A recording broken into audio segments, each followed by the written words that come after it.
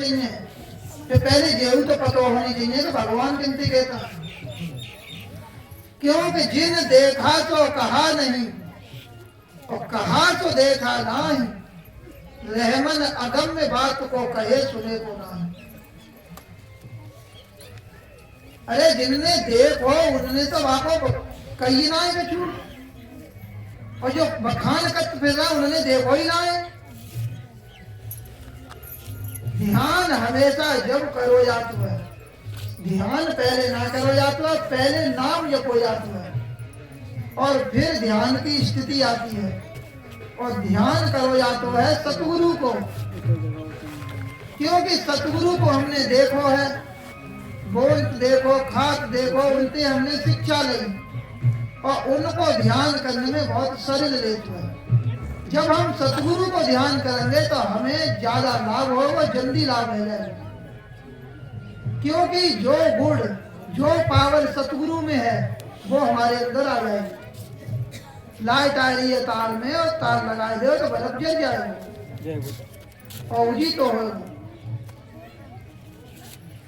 फिर कब का ट्रांसफार्मर लगवा तब 11,000 को लगा देता, तब तो ना जलाओ ना, तब वो जल जाएगा। संत महात्मा ट्रांसफार्मर में इनसे लगाए जाओ तो सीमित देंगे लाइट, बढ़िया जलाओ फिर फर्स्ट क्लास।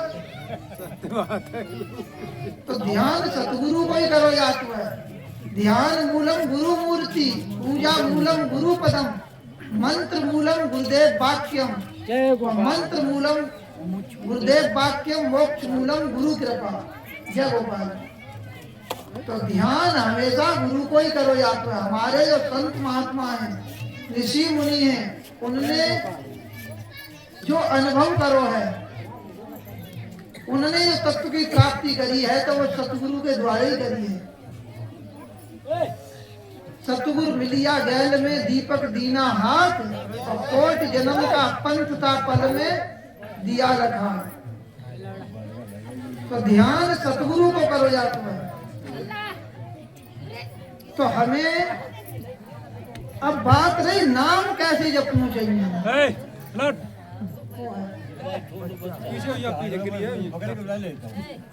कहिए राम नाम में अंतर है और कहीं हीरा कहीं पत्थर है।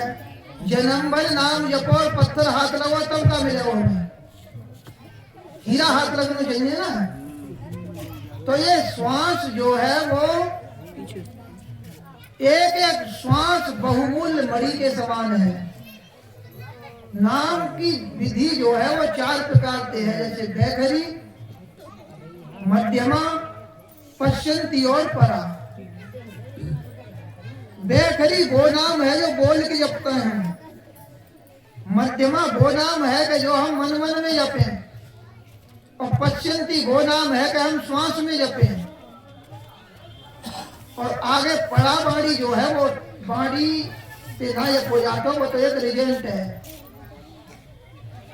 तो बैखरी वाणी को जब हम पूरे दिन करें उतना लाभ ना हो, जितना लाभ हम मन मन में थोड़ी देर जपेंगे तब ज्यादा लाभ होगा। क्योंकि भगवान परमात्मा वो हमारे पति हैं और पति को नाम को चिल्ला के न लग जाता है। गीता में भगवान कृष्ण कहता है कि अर्जुन, जो योगी अंतर आत्मा से मेरे लिए भजत हुआ है वो अक्षय प्रिय है। तो हमें मन मन में अंतर आत्मा से हर समय जपना चाहिए।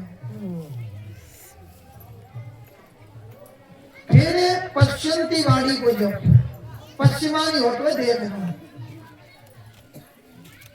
जो मन की वृत्ति बाहर भटक रही है हमारी, जो हमें भजन ना करने देती है, जब तक हम बाकी प्रक्रिया साधना की रहनी जब तक ना समझेंगे और साधना जब तक पकड़ में ना आवेगी तब तक हमारो मन भजन में ना लगेगा। और जब पकड़ में आ जाएगी तो अब कैसे छूटे राम रट लागी, क्योंकि रट लग जाएगी तो छूटे वही ना। जैसे कुआं में थे पानी पहले लोग निकालते और एक खरांच बन जाती रस्सी थे, फिर वह खरांच से आप बाहर रखना चाहते रस्सी को, तब ना रहती, तब रख के पहुंचे। कहता है करत करत अभ्यास के रसरी आवत जात से सिल पे परत निशान, करत करत अभ्यास से जड़मत होत सुजान। अभ्यास करत करत ये जड़ बुद्धि है, ये सुजान है जाती है। तो पश्चंती वाणी में जो चित बाहर भटकाए हुआ है वो भटकन खत्म हो जाती है। क्योंकि जो चित बाहर भटक रहे हुआ जाते, आप आज यहाँ बैठे बैठे अपने घर देख सकते हैं, सब लड़का बालक देख सकते हैं यहीं बैठे बैठे जय गोपाल। और बाई चित्त के द्वारा श्वास कब गई और कब आई ये देखने लगे। तो गई तो ओम, आई तो ओम ओम ओम, और जो चित बाहर भटक रहा वही भीतर पहुंच गया, ड्यूटी दे लगे। अब यहाँ से भटकन खत्म हो जाएगी। तो कहिए श्वास श्वास पे नाम जप, वृथा श्वास मत खोए, और ना जाने या श्वास को आवन होए न होए। जागत में सुमिरन करे, सोवत में लो लाग, सुरत डोर लागी रहे तार टूट न जा। क्योंकि बाड़ी से बोल के आप कितनी देर जपेंगे? अरे घंटा जपेंगे, 2 घंटा जपेंगे, मुंह फिरा चले आओ। कहीं ज्यादा लोगों में बैठे हो तब न जप सकत। और जब श्वास में जपन लगेंगे तो श्वास आई तो ओम, गई तो ओम, घटानी बढ़ानी ना है। श्वास तो हमारी जीवनी शक्ति है, स्वाभाविक चलन दे। और श्वास में जब चित्त को निरोध है जाओ, वायु को प्राणायाम कहते हैं। क्योंकि पहले हम बाहर से संकल्पों को खींच रहे श्वास के साथ में, भीतर से त्याग रहे, और नाम जपत जपत श्वास में नाम जपत जपत जब बाकी स्थिति परिपक्व होगी तो ना बाहर से कोई संकल्प टकरावे ना भीतर से टकरावे, तो फिर वो प्राणायाम परायण रह जाएगा। वो प्राणायाम की स्थिति है। फिर आवेगी परावाणी। बाई को हमारे संत महात्माओं ने परावाणी कही है, क्योंकि वो बाणी थी परे है।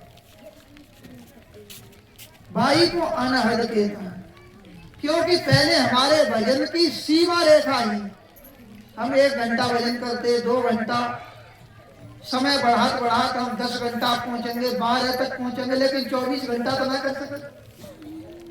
जब वही साधक परावाणी में पहुंचे, वो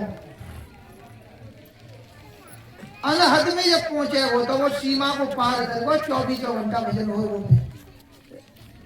जागत में सुमिरन करे, सोवत में लो लाग, क्योंकि श्वास में जो ढल चुको है, और सुरत डोर लागी रहे तार टूट न जाए।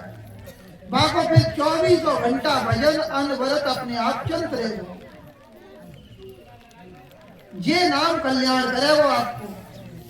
वो रामचरित मानस में कहिए कि बारक नाम जपेऊ जग जप, बारक नाम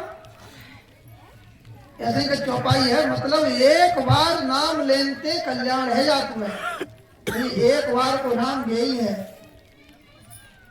अनहद की प्राप्ति यहाँ एक बार भाई साधक यहाँ अनहद में पहुंचो, फिर वो 24 घंटा चलते रहते।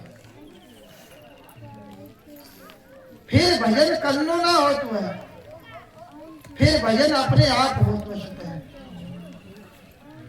और जब अपने आप भजन होगा तो आप फिर 24 घंटा चल रहा है। अब गीता में भगवान कृष्ण कह रहे हैं कि अंत काले च मामेव ईश्वर मुक्त्वा कलेवरम।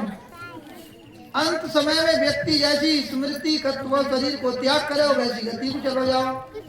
अब स्मृति तो आपकी भगवान की है रही है, क्योंकि अंत में राम राम राम ये बोलन वालो नाम काम ना आवे हो।